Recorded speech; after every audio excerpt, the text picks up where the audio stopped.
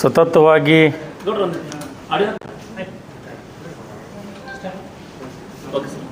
ಬಿಜಾಪುರ ಜಿಲ್ಲೆಯಲ್ಲಿ 79ನೇ ದಿವಸ ಇವತ್ತು ಹೋರಾಟದ ಕಾಲಿಡ್ತಕ್ಕಂಥ ಸಂದರ್ಭದಲ್ಲಿ ಬಿಜಾಪುರ ಜಿಲ್ಲೆಗೆ ಮೆಡಿಕಲ್ ಕಾಲೇಜ್ ಆಗಬೇಕು ಅಂತಕ್ಕಂಥ ಒಂದು ಹೋರಾಟವನ್ನು ಹಮ್ಮಿಕೊಂಡು 79 ದಿವಸ ಇವತ್ತಿಗೆ ಮುಗಿತದ. 80ನೇ ದಿವಸ ಆದರೂ ಕೂಡ ಬಿಜಾಪುರ ಜಿಲ್ಲೆಯಲ್ಲಿ ಮಂತ್ರಿಗಳು ಬಿಜಾಪುರ ಜಿಲ್ಲೆಗೆ ಸರ್ಕಾರಿ ವೈದ್ಯಕೀಯ ಕಾಲೇಜ್ ಆಗಬಾರ್ದು ಅಂಥೇಳಿ ಏನೋ ಒಂದು PPP ಕಾಲೇಜ್ ಮಾಡ್ಕೋಬೇಕು, ತಮಗೆ ಅನುಕೂಲ ಆಗಂಗೆ ಮಾಡ್ಕೋಬೇಕಂಥೇಳಿ ಏನೋ ಇವತ್ತಿನವರೆಗೆ ಈ ಕಾಂಗ್ರೆಸ್ ಸರ್ಕಾರ 80 ದಿವಸ ಆದರೂ ಕೂಡ ಅವ್ರ ಕಡೆ ಎಚ್ಚೆತ್ತು ನೋಡಿಲ್ಲ.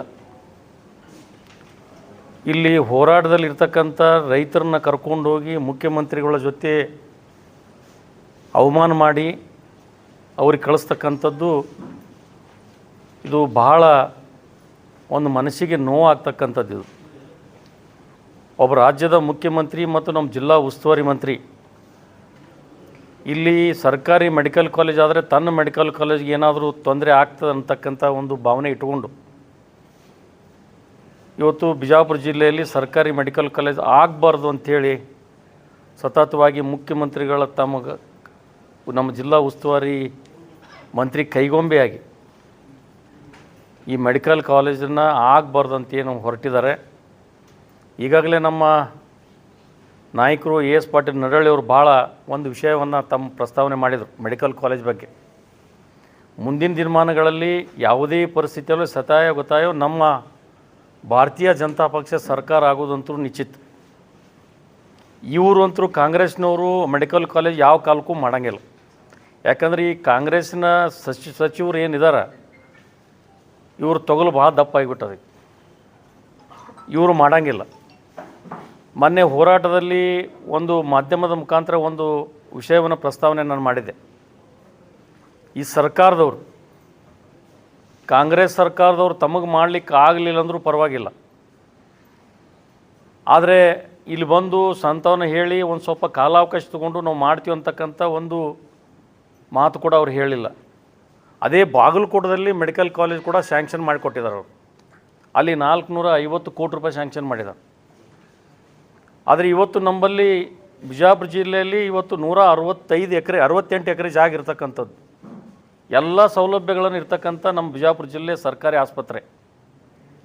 ಇವತ್ತು ನೀವು ನೋಡ್ಬೋದು, ಪ್ರತಿ ದಿವಸ ಬಿಜಾಪುರ ಸರ್ಕಾರಿ ಆಸ್ಪತ್ರೆಯಲ್ಲಿ ನೀವು ಬೇರೆ ಜಿಲ್ಲೆಗೆ ಹೋಗಿ ನೋಡಿ, ನಮ್ಮ ಬಿಜಾಪುರ ಜಿಲ್ಲೆಯಲ್ಲಿ ನೋಡಿರಿ, ನಿಮ್ಗೆ ಅಂಕಿ ಸಂಖ್ಯೆಯನ್ನು ಕೊಡ್ತೀನಿ. ಪ್ರತಿ ದಿವಸ 3 ರಿಂದ 3.5 ಸಾವಿರ ತಪಾಸಣೆಗೆ ಇವತ್ತು ಕಡು ಬಡವರು ಶ್ರೀಮಂತರು ಎಲ್ಲರೂ ಬಂದು ವೈದ್ಯರ ಬಳಿ ಚಿಕಿತ್ಸೆ ಕೊಡ್ತಕ್ಕಂಥದ್ದು ನೀವು ಕಣ್ಣಾರೆ ನೋಡ್ಬೋದು. ಅದರಲ್ಲಿ ವಿಶೇಷವಾಗಿ ಡಿಲಿವರಿ ಸಲುವಾಗಿ ದಿನ 65 ರಿಂದ 70 ಡಿಲಿವರಿ ಆಗ್ತಾವೆ. ಅದೇ ನಾವು ಹೊರಗಡೆ ಹೋದ್ರೆ ಇವತ್ತು ಖಾಸಗಿಯಲ್ಲಿ ಹೋದ್ರೆ 65 ರಿಂದ 80 ಸಾವಿರ ರೂಪಾಯಿ ತೊಗೋತಾರೆ. ಇವತ್ತು ಬಡವ್ರು ಏನು ಮಾಡಬೇಕು? ಆದರೆ ಇವತ್ತು ನಮ್ಮ ಬಿಜಾಪುರ ಜಿಲ್ಲಾ ಆಸ್ಪತ್ರೆಯಲ್ಲಿ ಒಳ್ಳೆಯ ಸೌಕರ್ಯ ಇರ್ತಕ್ಕಂಥದ್ದು. ಇದನ್ನೆಲ್ಲ ನೋಡಿ ಕಾಂಗ್ರೆಸ್ನವರು ಇದು ಮಾಡಬಾರ್ದು ಅಂತೇಳಿ ತೀರ್ಮಾನ ಮಾಡಿದ್ದಾರೆ.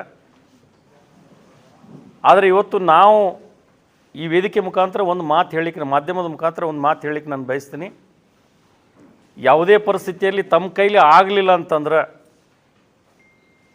ಅವ್ರು ಘೋಷಣೆ ಮಾಡಲಿ, ನಮ್ಮ ಕಡೆ ಆಗಂಗಿಲ್ಲ, ನೀವು ಸ್ವಂತ ಮಾಡ್ಕೋರಿ ಅಂತೇಳಿ ನಮ್ಮ ಪರ್ಮಿಷನ್ ಕೊಡಲಿ. ಅದೊಂದು ಶಾಸ್ತ್ರದ ಕೈಲಾಗ್ಲಾರ ಜೋಗಿ ಮೇಯೆಲ್ಲ ಹರ್ಕೋತಿತ್ತು ಕಾಂಗ್ರೆಸ್ನವ್ರು. ಅವ್ರ ಕೈಲಿ ಆಗೋದಿಲ್ಲ ಅಂಥೇಳಿ ಅವ್ರು ಘೋಷಣೆ ಮಾಡಿ ಒಂದು ಪತ್ರ ಕೊಡಲಿ, ಪರ್ಮಿಷನ್ ನಮ್ಗೆ ಕೊಡಲಿ. ಇಡೀ ಬಿಜಾಪುರ ಜಿಲ್ಲೆಯಲ್ಲಿ ನಮ್ಮ ಸರ್ಕಾರ ಇನ್ನೂ 2 ವರ್ಷ ಇನ್ನೂ ಮುಂದಿದೆ ಬರಬೇಕಾದ್ರೆ. ಈಗ ಅವರು ಕುರ್ಚಿ ಸಲುವಾಗಿ ಏನು ಬಡ್ದಾಡಕತ್ತಾರೆ, ನಾ ಮುಖ್ಯಮಂತ್ರಿ ಆಗಬೇಕು, ನಾ ಮಂತ್ರಿ ಆಗಬೇಕು, ಬೇರೆ ಬೇರೆ ಹುದ್ದೆಗೆ ಹೋಗ್ಬೇಕು ಅಂಥೇಳಿ ನಮ್ಮ ನಡಳಿ ಸಾಹೇಬರು ಹೇಳಿದ್ರಲ್ಲ, ಬಿಜಾಪುರ ಜಿಲ್ಲೆಯಲ್ಲಿ ಇರ್ತಕ್ಕಂಥವ್ರು ಎಲ್ಲರೂ ಸಚಿವರಾಗಲಿ, ನಮ್ಮದೇನು ಅಭ್ಯಂತರ ಇಲ್ಲ, ಅವರಿಗೆ ಧನ್ಯವಾದಗಳನ್ನು ಹೇಳ್ತೀವಿ, ನಾವು ಏನು ಎರಡನೇ ಮಾತಿಲ್ಲ. ಆದರೆ ಇವತ್ತು ಈ ಮಾಧ್ಯಮದ ಮುಖಾಂತರ ಒಂದು ಮಾತು ಹೇಳಲಿಕ್ಕೆ ನಾನು ಬಯಸ್ತೀನಿ. ಅವ್ರ ಕಡೆ ಆಗಲಿಲ್ಲ ಕಾಂಗ್ರೆಸ್ನವ್ರು ಅಂದ್ರೆ ಒಂದು ಶ್ವೇತಪತ್ರ ಹೊರಡಿಸಲಿ, ನಮ್ಗೆ ಅಧಿಕಾರ ಕೊಡಲಿ. ಬಿಜಾಪುರ ಜಿಲ್ಲೆಯಲ್ಲಿ ಇರ್ತಕ್ಕಂಥ ಪ್ರತಿಯೊಬ್ಬ ವ್ಯಾಪಾರಸ್ಥರ ಕಡು ಬಡವ್ರು ಹಿಡ್ಕೊಂಡು ಪಟ್ಟಿ ಎತ್ತಿ ಮೆಡಿಕಲ್ ಕಾಲೇಜ್ ನಾವು ಮಾಡ್ತೀವಿ. ಎರಡನೇ ಮಾತಿಲ್ಲ. ಬಿಜಾಪುರ ಜಿಲ್ಲೆಯಲ್ಲಿ ಧಾನ್ಯಗಳು ಭಾಳ ಮಂದಿ ಕೊಡೋರು ಅದಾರ. ಇವ್ರ ಕೈಲಿ ಆಗಲಿಲ್ಲ ಅಂತ ಗಾಂಧಿ ಚೌಕ್ನಾಗ ಬಂದು ನಿಂತು ಹೇಳ್ಬೇಕು ಇವ್ರು, ನಮ್ಮ ಕಡೆ ಆಗಂಗಿಲ್ಲ, ಎರಡು ಕೈ ಎತ್ತೀವಿ, ನಾವು ಪರ್ಮಿಷನ್ ಕೊಡ್ತೀವಿ ಅಂತೇಳಿ. ಬಿಜಾಪುರ ಜಿಲ್ಲೆ ಸಮೃದ್ಧ ಜಿಲ್ಲೆಯಲ್ಲಿ ಇರ್ತಕ್ಕಂಥ ಎಲ್ಲರೂ ಕೂಡಿ ಏನು ನಮಗೇನು 100-150 ಕೋಟಿ ರೂಪಾಯಿನ ಭಾಳಲ್ಲ. ಇವತ್ತೊಂದು ಮೆಡಿಕಲ್ ಕಾಲೇಜ್ ಮಾಡೋದು ಯೋಗ್ಯತೆ ಇಲ್ಲ ಅಂತಂದ್ರೆ ಇವ್ರು ಮಂತ್ರಿ ಹಾಕಬೇಕು. ಮಂತ್ರಿ ಆಗೋದು ಅವಶ್ಯಕತೆ ಇಲ್ಲ ಅಂತಂದ್ರೆ ಬಿಟ್ಟು ರಾಜೀನಾಮೆ ಕೊಟ್ಟು ತಮ್ಮ ಮನೆಯಾಗಿರಬೇಕು. ಬರೀ ಇವ್ರು ಏನಾಗಿಬಿಟ್ಟದಪ್ಪ ಅಂದರೆ, ಆಗಲೇ ಒಬ್ರು ಯಾರೋ ಕೇಳಿದರು, ಬಿಜಾಪುರ ಜಿಲ್ಲೆಯಲ್ಲಿ ಅಭಿವೃದ್ಧಿ ಏನದಪ್ಪ, ಶೂನ್ಯ ಅದ. ಎಲ್ಲಿ ಗುದ್ಲಿ ಪೂಜೆ ಮಾಡಿದ್ದು ನೋಡಿರಿ, ಎಲ್ಲಿ ಮಾಡಿರಿ ನೀವು ಹೇಳ್ರಿ, ಯಾವ 8 ವಿಧಾನಸಭಾ ಕ್ಷೇತ್ರದಲ್ಲಿ ನೋಡ್ರಿ ಪರಿಸ್ಥಿತಿ ಏನಾಗ್ಯದ ಅಂತಂದ್ರೆ ಇವತ್ತು. ಈಗ ಉದಾಹರಣೆ ನಿಮ್ಗೆ ಹೇಳ್ಬೇಕಾದ್ರೆ, ಇಲ್ಲೇ ಮದನ್ ಹೋಟೆಲ್ ಬಳಿ ಬರ್ಬೇಕಾದ್ರೆ ರೋಡ್ ನೋಡ್ರಿ ಸಿಟ್ಟಾಗಿಂದಿದ್ದು. ನಮ್ಮ ಕ್ಷೇತ್ರದಾಗಂತೂ ರೋಡ್ ಎಲ್ಲಿ ಇಲ್ಲ. ಇನ್ನು ನಮ್ಮ ನಡಳಿ ಸಾಹೇಬರು ಶಾಸಕರಿದ್ದಾಗ, ನಮ್ಮ ಸನ್ಮಾನ್ಯ ಬೊಮ್ಮಾಯಿಯವರು, ಯಡಿಯೂರಪ್ಪನವರು ಇದ್ದಾಗ ಸಾವಿರಾರು ಕೋಟಿ ರೂಪಾಯಿ ಫಂಡ್ ತಂದಲ್ಲಿ ಅಭಿವೃದ್ಧಿ ಮಾಡಿದ್ರು. ಆ ಅಭಿವೃದ್ಧಿ ಮಾಡಿದ್ದನ್ನು ಇವತ್ತು ಬಿಜಾಪುರ ಜಿಲ್ಲೆಯಲ್ಲಿ, ಬಿಜಾಪುರ ನಗರದಲ್ಲಿ ಕೂಡ ಸನ್ಮಾನ್ಯ ಯಡಿಯೂರಪ್ಪ ಸಾಹೇಬರು, ಬೊಮ್ಮಾಯಿಯವರು ಇಲ್ಲಿ ಎಷ್ಟೊಂದು ಫಂಡ್ಗಳನ್ನು ಕೊಟ್ಟರು. ಇವತ್ತು ಅಭಿವೃದ್ಧಿ ಆಯಿತು. ಈ ಸರ್ಕಾರದಲ್ಲಿ, ಕಾಂಗ್ರೆಸ್ ಸರ್ಕಾರದಲ್ಲಿ ಏನೈತಿ? ಏನೂ ಇಲ್ಲ. ಹೊಂದಾಣಿಕೆ ರಾಜಕಾರಣದ. ಈ ಹೊಂದಾಣಿಕೆ ಮಾಡಿಕೊಂಡು ಇವತ್ತು ನಾನು ಕಾಂಪಿಟೇಷನ್ ಮಾಡ್ತೀನಿ, ನಾನು ಟೆಂಡರ್ ಹಾಕಿದ್ರೆ ನಾನು ಕರೆದ್ರೆ ನಾನು ಹಾಕ್ತೀನಿ, ನೀನು ಹಾಕ್ತೀನಿ ಅನ್ನೋ ಭಾವನೆ ಇದು ಉದ್ಭವವಾಗ್ಯದ. ಅದಕ್ಕೆ ಇವತ್ತರ ಕಡೆ ಆಗೋದಿಲ್ಲ. ಸರ್ಕಾರ ಮಾತ್ರ ಇನ್ನು 2 ವರ್ಷ, ಇನ್ನು ಭಾಳ ದಿವಸ ಹೋಗಂಗಿಲ್ಲ. ಅಷ್ಟರೊಳಗೆ ಸರ್ಕಾರ ಇದು ಪತನ ಆದರೂ ಆಗ್ಬೋದು. ಜನ ಹೇಳ್ತಾರೆ, ನಾ ಹೇಳಂಗಿಲ್ಲ. ಕುದುರೆ ವ್ಯಾಪಾರ ಅಂತೂ ಈಗಾಗಲೇ ಜೋರು ನಡೆದದ. ಆ ಕುದುರೆ ವ್ಯಾಪಾರಲ್ಲಿ ಯಾರು ಮನೆಗೆ ಹೋಗ್ತಾರೋ, ಯಾರು ಈ ಕಡೆ ಬರ್ತಾರೋ ಆ ಕಡೆ ಹೋಗ್ತಾರೋ ನೋಡೋಣ, ಕಾದು ನೋಡೋಣ. ಆತು ಟೀಕ್ ಅದ. ಆಗಲಿಲ್ಲಪ್ಪ ಅಂತಂದ್ರೆ ನಮ್ಮ ಸರ್ಕಾರ ಬಂದ ನಂತರ ಮೊಟ್ಟ ಮೊದಲೇದು ಬಿಜಾಪುರ ಜಿಲ್ಲೆ ಸರ್ಕಾರಿ ಮೆಡಿಕಲ್ ಕಾಲೇಜನ್ನು ನಮ್ಮ ಭಾರತೀಯ ಜನತಾ ಪಕ್ಷ ನಾವು ಮಾಡ್ತೀವಿ ಅನ್ನೋದು ಭರವಸೆನ ಕೊಡ್ಲಿಕ್ಕೆ ಬಯಸ್ತೀನಿ.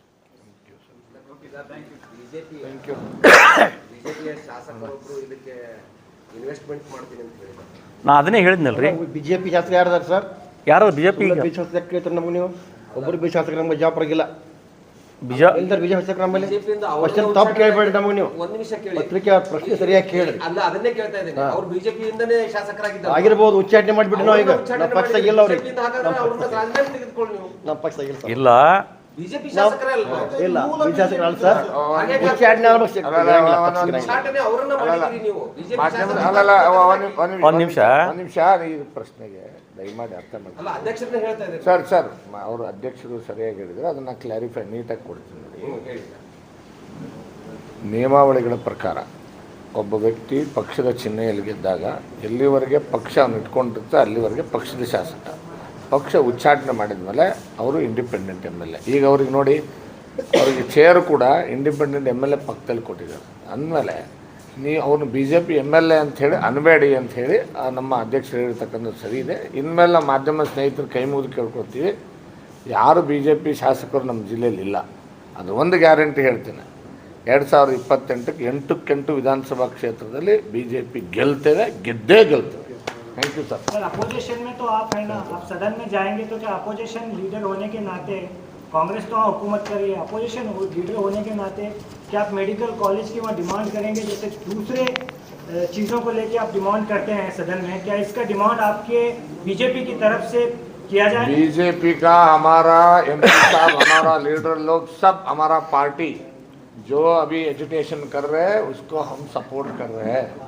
इधर गवर्नमेंट सर एक मिनट सपोर्ट जो सदन में भी बरकरार रहेगा या सिर्फ सर आप प्रेस के अंदर रहेगा? अಲ್ಲ ನೀವು ಕರ್ನಾಟಕದ ಚಾನಲ್ ಮಾತಾಡ್ತಿದ್ರೆ हिंदी चैनल में हिंदी में ही बोलता हूँ मैं.